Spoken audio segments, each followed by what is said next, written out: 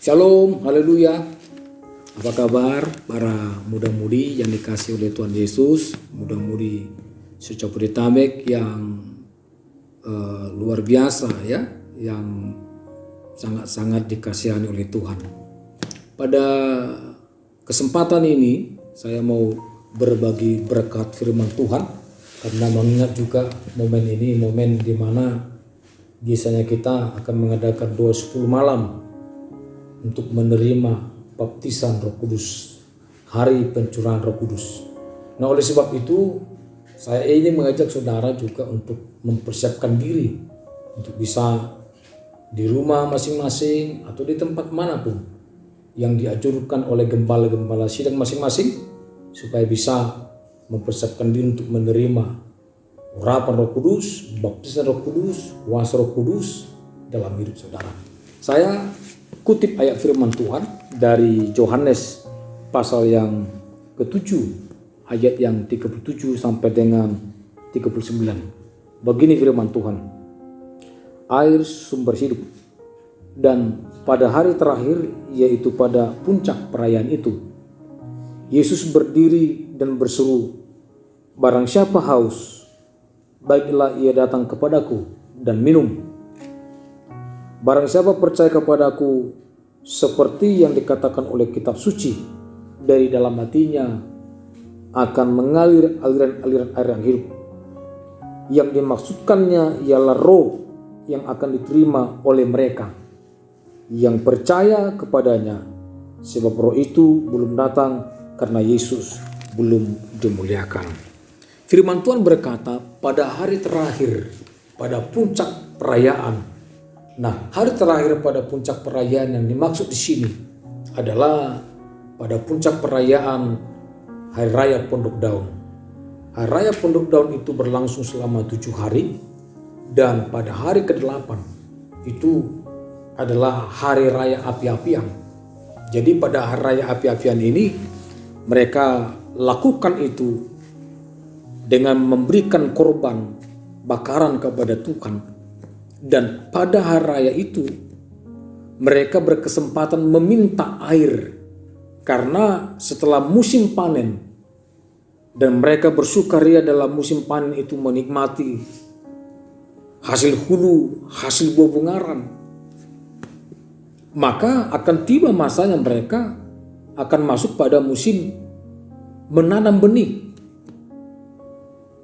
Dan untuk menanam benih ini mereka membutuhkan curah hujan supaya air tanah lembut, supaya tanah menjadi gambur dan menjadi tanah siap untuk ditanami oleh benih-benih yang baru. Nah, oleh sebab itulah pada puncak perayaan itu, disitulah momennya mereka berdoa, memohon kepada Yahweh supaya Allah Bapa menurunkan hujan dan mereka akan menanam di sana. Nah, pada kondisi itulah maka Yesus tampil dan berkata, barang siapa haus. Pada ayat yang ke-37 tadi Yesus berkata, barang siapa haus, baiklah ia datang kepadaku dan minum. Jadi maksud Yesus di sini adalah haus dalam konteks yang sedikit berbeda. Karena mereka memohon kepada Tuhan supaya diturunkan hujan, meminta air supaya mereka bisa menanam, supaya tumbuh-tumbuhan mereka bisa tumbuh dengan subur. Mereka butuh tanah yang cukup airnya, sehingga mereka berdoa. Dan pada kondisi mereka meminta air, maka di sana Yesus tampil dan berkata, barang siapa haus, baiklah ia meminta kepadaku. Jadi haus yang dimaksud oleh Yesus ini itu adalah Roh Kudus. Bukan hanya untuk memberikan pertumbuhan kepada tumbuh-tumbuhan mereka, memberikan makan ternak dengan tumbuh-tumbuhan yang baik, bukan. Tetapi Roh Kudus yang ditawarkan oleh Yesus ini, air yang dari surga, adalah air yang berbeda dengan air yang mereka minta. Supaya memberikan pertumbuhan hidup, memberikan pertumbuhan karakter ilahi dalam hidup orang percaya. meningkatkan kekuatan mereka dalam melayani Tuhan. Maka Tuhan Yesus menawarkan, barang siapa yang haus, hendaklah datang kepadaku dan meminta air. Saudaraku yang kekasih di dalam nama Yesus, pertama sekali syaratnya supaya saudara menerima baptisan Roh Kudus, supaya saudara dipenuhi oleh Roh Kudus, pertama sekali saudara harus haus. Saudara harus merindukan. Saudara harus rindu menantikan pencurahan itu. Sekarang ini banyak orang tidak rindu lagi. Banyak orang tidak mau tahu lagi. Tidak mau terima. Tetapi Yesus berkata, barang siapa yang haus, baiklah datang kepadaku dan minum. Pertama, saudara haus apa enggak? Mudah-mudi yang dikasih oleh Tuhan Yesus, apakah saudara haus akan baptisan Roh Kudus? Kalau saudara haus, saudara harus rindu memintanya kepada Tuhan. Saya teringat dengan cerita mama saya dulu. Dia berkata pada usia remaja saya sudah dibaptis dengan Roh Kudus. Saya pernah bertanya, kok mama bisa dibaptis Roh Kudus pada usia remaja? Sementara saya sudah termasuk kategori dewasa belum dibaptis Roh Kudus. Dia berkata dia begitu merindukan waktu dia mendengarkan khotbah yang katanya kalau tidak dibaptis Roh Kudus maka bukan milik Kristus. Maka dia mendengarkan itu, dia terima, terngiang-ngiang selalu di pikirannya. Dia selalu berpikir, kalau saya tidak dibaptis Roh Kudus berarti saya tidak milik Kristus. Sehingga betul-betul dia rindukan, betul-betul rindukan.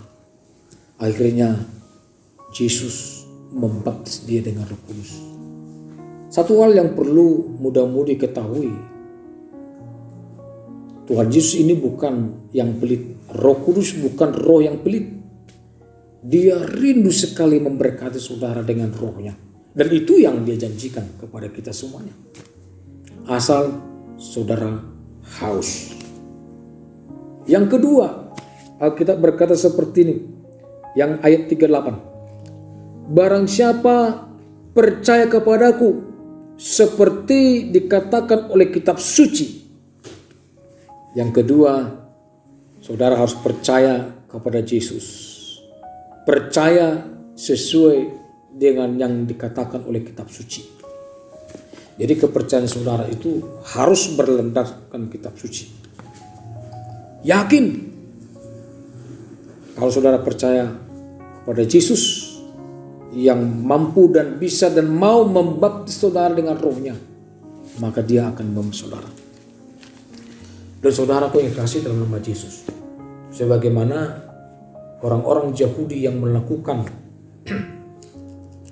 perayaan korban api-apian itu supaya air hujan turun membasahi tanah mereka dan mereka akan menanam benih dan bertumbuh, maka roh ini pun, kata firman Tuhan, dari mereka yang menerima aliran roh itu. Kita baca ayat yang ke-38. Barang siapa percaya kepadaku seperti yang dikatakan oleh kitab suci, dari dalam hatinya akan mengalir aliran air hidup. Jadi bukan hanya menumbuhkan, tetapi bahkan jika saudara menerima Roh Kudus, maka hidup saudara akan menjadi aliran air hidup yang memberkati banyak orang lain. Kalau saudara tidak menerima baptisan Roh Kudus, kalau di dalam hidup saudara tidak ada Roh Kudus, apa yang harus saudara bagi? Berkat apa yang saudara harus bagi? Karena roh Tuhan tidak ada dalam hidup saudara. Tetapi jika ada roh Tuhan dalam hidup adik-adik saya yang saya kasihi, maka pelayanan adik-adik akan efektif. Bagian apapun saudara, baik tim doa, baik itu seksi kerohanian, baik apapun itu saudara dalam kepemudaan, bahkan anggota jemaat sekalipun yang mungkin tidak ada dalam struktural kepengurusan, kalau saudara baik-baik, saudara menerima Roh Kudus, maka saudara akan menjadi berkat. Haleluya. Saya percaya itu. Saya teramat yakin. Saya teringat tahun 97 saya mulai ada di Jabodetabek ini.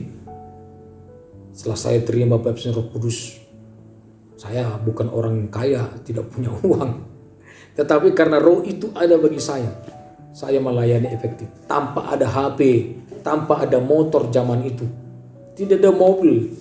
Hanya kita naik angkot, naik bis, naik ojek ke sana kemari, ikut KPI ke sana kemari, jauh-jauh sekali. Dan uang pun terbatas. Tetapi hanya satu yang membuat saya semangat, hanya satu yang membuat saya bergembira, hanya satu yang membuat saya tetap optimis dalam melayani ini. Apa itu? Roh Kudus yang saya terima.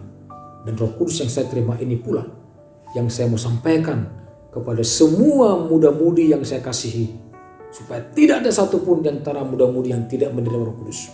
Dengan Roh Kudus yang saudara terima, itu akan mampu membuat saudara, selain saudara milik Kristus, hidup saudara menjadi jauh lebih efektif, jauh lebih mantap melayani. Kiranya Yesus memberkati saudara. Haleluya.